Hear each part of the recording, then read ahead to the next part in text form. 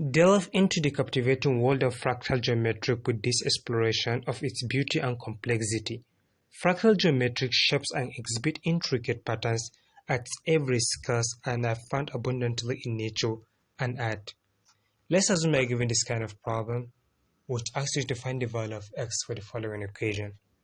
You are given the equation to be 3x to the power of 2 minus 7x plus 2, which is simply going to be 0. How can we solve this problem?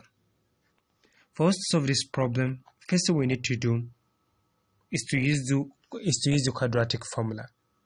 The quadratic formula is given by x, which is equals to negative b plus or minus the square root of b squared minus 4ac divided by 2a. Given the equation, and we are given the equation to be 3x to the power of 2 minus 7x plus 2, which is simply going to be 0. Next thing we need to do at this point is to know the arrangement. In this case, this is the same thing as writing a plus b plus c, which is simply going to be 0. Because the value of our a here is going to be 3, value of our b, remember, if this is negative 7x, therefore value of our b is simply going to be negative 7. What about our c? The value of our c here, which is at this point, since a, b, c, 3, 7, 2, the value of our c is simply going to be 2. And we know the last one, which is 0, we are not going to tamper with that. The next thing you need to do at this point is to make sure that your formula is correct. If you confirm your formula is correct, then you insert our value, you multiply, you subtract, you do everything possible, then you divide by 2a. Notice that here at the denominator, we know the value of a, while 2 and 4 are constant. We don't need to replace that.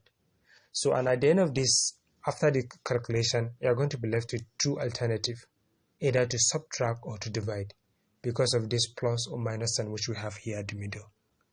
If you are to insert your value, here we have negative and here we have constant negative.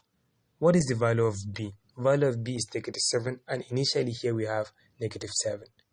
In this case, our x, which is unknown, is simply going to be negative into bracket of negative 7.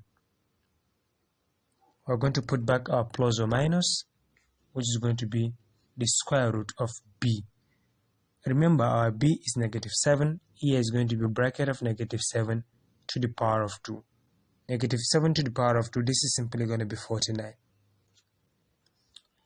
We're going to subtract that by 4. Since 4 is 4, what is the value of a? Our a, if you take a look at it here, is simply going to be 3. 3 multiplied by 4 is going to be 12. 12 multiplied by c, and our value of c is going to be 2. 12 multiplied by 2 is going to be 24. Divide everything by 2. What is the value of a? Is 3, therefore into bracket of 3. Alright.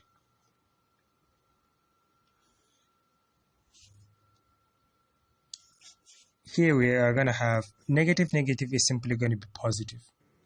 Therefore, we're going to have 7 plus or minus, which is this. Remaining our what?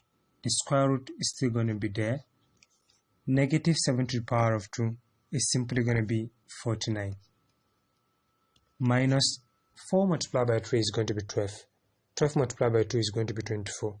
Our negative sign is still going to remain there. Therefore, here we're going to have 24. Divide everything by 2 multiplied by 3, which is simply going to be 6. Our x is simply going to be, if you deduct 24 from 49, this is simply going to be 25. What is the square root of 25? Is 5. Therefore, we're going to have 7 plus or minus the square root of 25 divided by 6. Our x is simply going to be, the square root of 25 is 5, is going to be 7 plus or minus 5 divided by 6. So now we have two possible values for x. The first possible values which we have for x, let's call it 1, is going to be x1 is going to be 7 plus 5 divided by 6. 7 plus 5 is simply going to be 12. 12 divided by 6 is simply going to be 2. What about the second alternative? In this case, we are going to have x2. Instead of plus, this time around is going to be negative.